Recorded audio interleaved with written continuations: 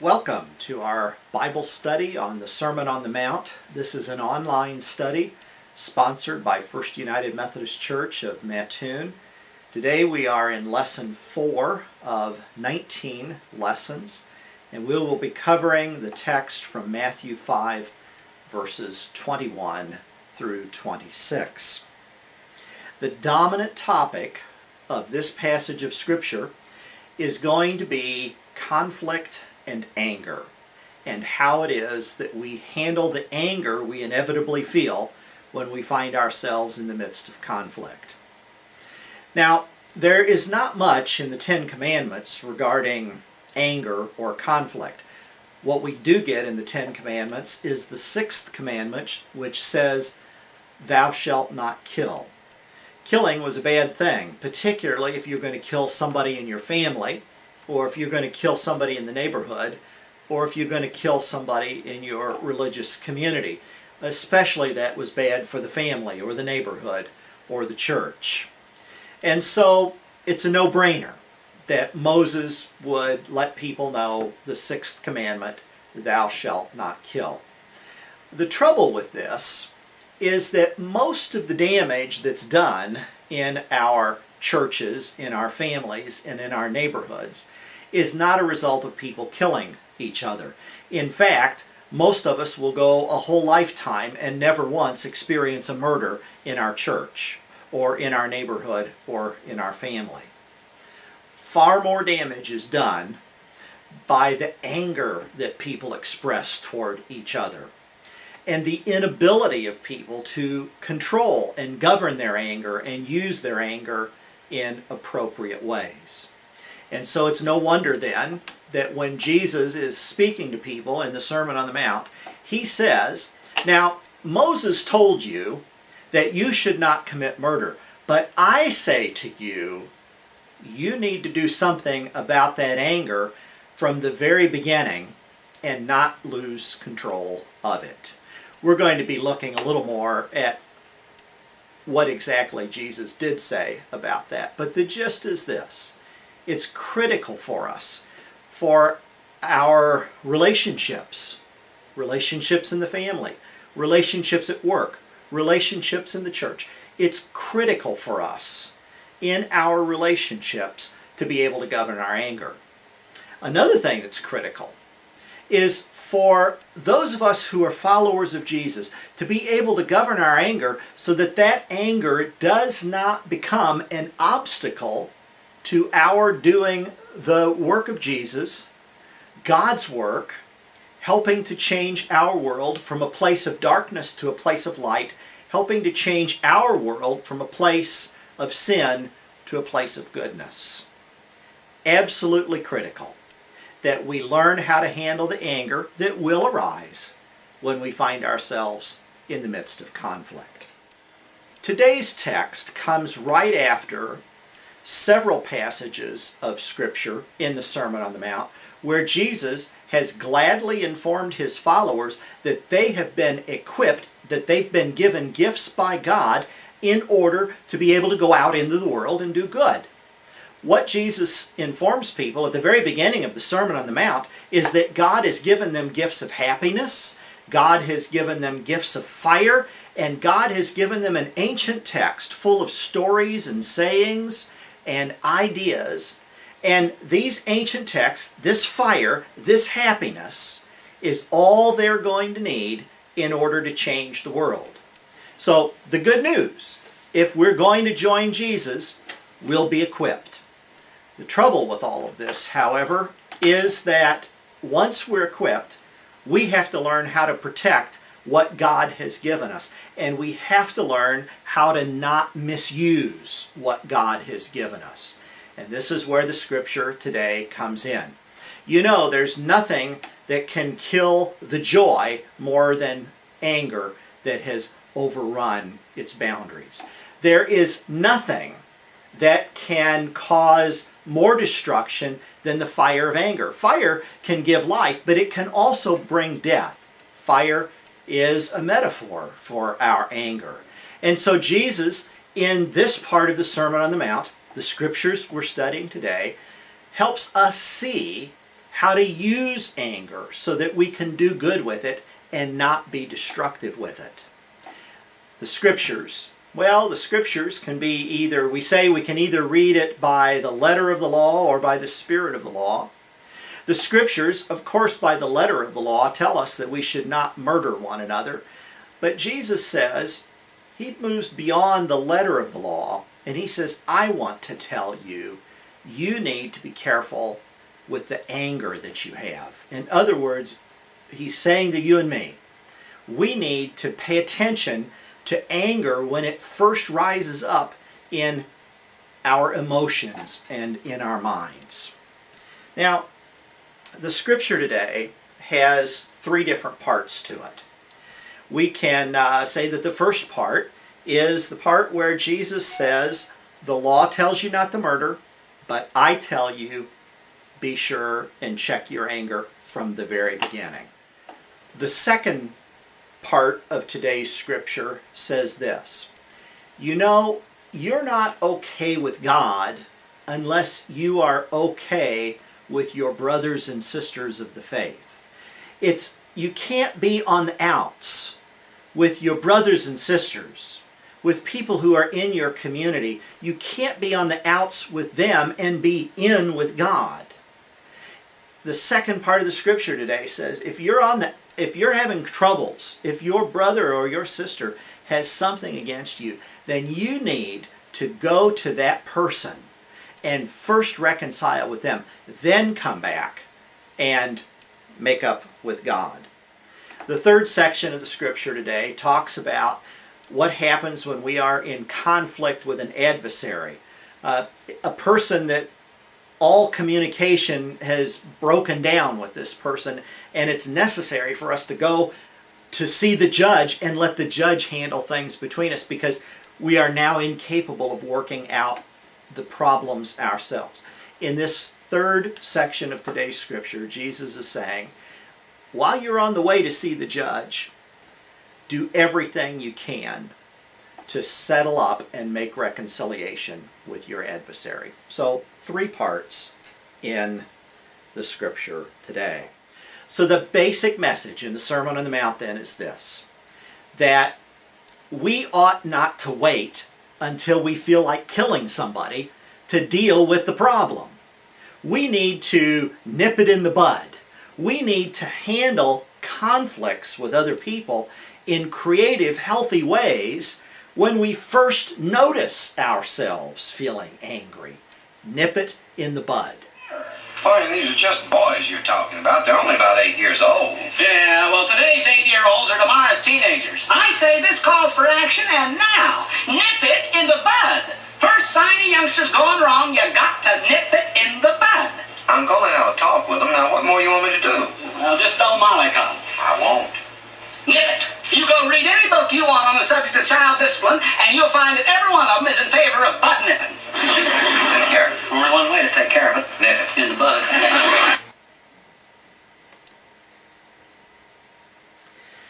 Now, as with most of our scriptures, we want to look and see who are the characters that are involved in the teachings. And there are three sets of characters that are involved, and then, of course, God is also involved in this particular teaching. The first set of characters in this passage of Scripture would be the disciples of Jesus. That would be you and I. And Jesus is speaking to his disciples. We're signed up to work with him, to make changes in the world. We're signed up to be able to use happiness and fire and Scripture to be able to make our world a better place. And so Jesus is addressing those of us who are his followers. He says, you, when you have a problem with a brother, you, when you have a problem with an adversary, pay attention. Handle things in the right and healthy and creative way. So we're the first group of people referred to in today's Scripture. There's another group of people referred to in the Scripture today, and that would be those that the Greek text calls our brothers. Now, of course, this means this is not just for men or for males. The term brothers in this instance refers to all who are in the family of faith with us, particularly those who are a part of our church family. It also, of course, can refer to those who are in our natural families, our biological families. But particularly through the Gospels, when Jesus uses the phrase brother, he is referring to those of us who are connected through the church. And so Jesus is saying, your brothers are going to irritate you, and they're going to frustrate you, and you're going to feel anger with your brothers. Here is how you need to handle your brothers whenever you find yourself in conflict. So this is the second set of people, would be the brothers and the sisters, particularly those who are a part of our faith community. There's a third group of people mentioned in today's scripture, and that would be those people who are our adversaries. These are people with whom we have almost no relationship left. In fact, the relationship has deteriorated so much that when there's a conflict, we have to go to the judge in order, an impartial third party, in order to get that situation settled. So, three groups of people: those of us who follow Jesus, our brothers and sisters who are also in the community of faith, also following Jesus, our adversaries, where there's been more deterioration and distance occur. And then, of course, God is in this whole text. And God is interested in how we relate to Him. God is really at the center of the text. And as I mentioned earlier, we're all the time making God upset. All of us do that. None of us are perfect. We have all fallen short of the glory of God in our lives. And so, how is it we're to deal with God when there's a conflict? The old way: go to the temple, slaughter an animal, put the gift on the altar, and make up with God. What Jesus is telling us in the text today is, if we want to make up with God, then first of all we have to leave the gift at the altar and go and establish peace and reconciliation and atonement with our brothers and sisters. Now, as we're going through the text today, there are some cultural things from a couple thousand years ago that we don't talk about anymore, and I want to do a little survey so that when we come across these words in the text, we will have some more familiarity with them. One of the concepts that appears in this text is the concept of the Sanhedrin. Now, every community, every Jewish community, this is a Jewish institution, every Jewish community had a group of men. If it was a small community, they had at least 23 men. If it was a large community, a place like Jerusalem, the council, the Sanhedrin, could be as large as 71 members. All men, and they were the ones who were assigned the role of judging whatever disputes and whatever crimes would be brought to them. So if you had to go to the Sanhedrin, that was a most unpleasant experience. It would be the same today. None of us want to be brought before a judge for any reason. And so one of the things that we see referred to in the text is the Sanhedrin. And Jesus is saying, you better control your anger, or you'll find yourself in front of the Sanhedrin someday. Now, another interesting term that appears in the scriptures today is the term Gehenna. Most English Bibles translate the phrase Gehenna to be hell. And this is an unfortunate translation, because Gehenna was a geographical place. It was not an otherworldly geographical place. It was located right outside the city of Jerusalem, south of the wall. And Gehenna was a valley, an actual valley, just outside the southern wall of Jerusalem. And it was the place where everybody threw their garbage. It was known for its stench. It was known for its depressive atmosphere. It was known for its death. And so it was a good place if you were a parent and you wanted to threaten a child. All you had to say was, you do what I say, or I'm going to take you to the south wall and toss you into Gehenna. So Gehenna, it was this valley, a valley where there was fire all the time, and it was a place that was often used as a metaphor for where people would go in order to be punished. I want to look at a couple of the Greek words that appear in the text. I'm not even sure one of them is a Greek word, but the first word in Greek I want us to examine because it's very important for how we understand anger.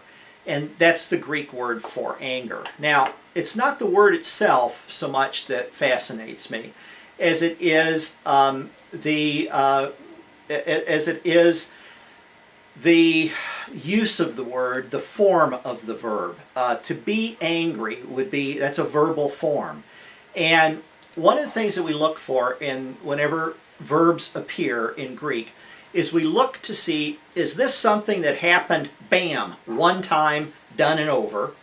Or is this something that just kept going on and on and on and on, seemingly never to end? So action can take place in two different ways. It can be punctiliar, bam, just like a puncture, or it can be linear, just going on and on and on. So when Jesus is addressing this subject of being angry, and he says, don't be angry, the first thing that I want to do is I want to look at the Greek and find out whether he's using the punctiliar form of that verb. Is he saying, don't ever get angry, don't ever have an incident of it, don't ever, bam, I'm angry? Or is he using the linear form of the verb? Don't be angry, which would be to say, don't hang on to the anger. Don't cling to it. Don't nurture it. Don't take it home every night and let it grow a little bit more. Don't keep talking about it. Don't keep dwelling on it. Don't stew in it. Which one is it? And when we look at the Greek, it's the linear form of the verb.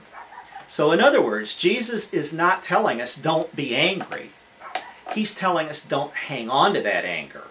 Don't let it grow. Don't stew in it. Paul himself, in his letter to the Ephesians, says outright, be angry. I mean, after all, we are created in the image of God, and God uses anger. Anger can have a very positive, role in our lives. Anger can be something that helps us to, it can be something that can be cleansing. Anger can warn us to not do harm. Anger can confront us when we're being foolish. So anger in itself is not wrong, and we need to be clear that Jesus is not saying don't get angry. He's saying don't hang on to it.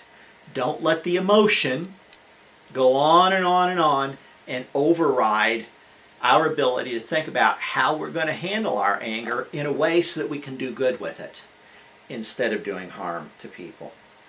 Okay, there's one other word, and I'm not even sure it's a Hebrew word. A Greek word. It sounds actually more like a Hebrew word or another Semitic language. Jesus says we're not to call somebody Raka. Well, the word Raka, nobody knows what it is. All we know is that it seems to be a slang way to call somebody a name. And I'm amused at commentaries and scholars who say they know what the word means, because actually nobody knows what it means. All that we know is what damage it does. When we call somebody Raka, that means the relation, we've taken a situation that's bad to start with, and through our name calling, through the use of our language, we have caused the situation to deteriorate so much that now we have to go off to the Sanhedrin and let them settle it. So Raka is name calling. Plug in whatever name you want. There's a lot of that goes on, whether it's in politics or whether it's in the church through gossip or whether it's in the schoolyard. There's a lot of name calling going on, and we know that sometimes the words that we use simply cause relationships to deteriorate to the point that there's no connecting with each other anymore. Jesus says don't do that. Do not say that word.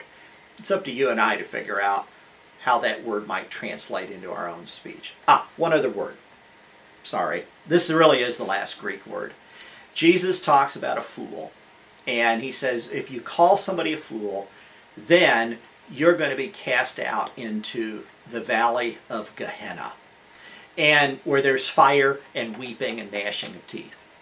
So why is this such a difficult thing? Why is this the worst thing, to call somebody a fool? I mean, we let that word, that name, that insult just sort of slip off of our tongues and probably don't even think very much about it. But in biblical times, a fool was somebody who was almost subhuman, incapable of rational, careful human thought. There's a whole book of the Bible devoted to how to be wise and not be a fool. In Bible times, being a fool often could cause death, and it certainly could cause problems for the whole community. This is not a name to be used lightly. In fact, to call somebody a fool is, in essence, to try to cast them out into the valley of Gehenna. And Jesus says, if we're going to resort to that kind of labeling of people, then actually we're the ones that are headed for the valley. This is a great study. I think the issue of conflict and anger is something that faces us all the time, in our families, in our church, definitely in our political life these days. So let's go ahead and jump into the text. As you check the website, you'll notice there are some essays for you to read. This week we've included a couple songs to help us calm our spirits down and understand how we can get a good handle on our anger. And we've got some questions, and hoping that you'll be able to respond to those and share some of your ideas and opinions. So glad to have you aboard. Let's get into the text and into the rest of the lesson.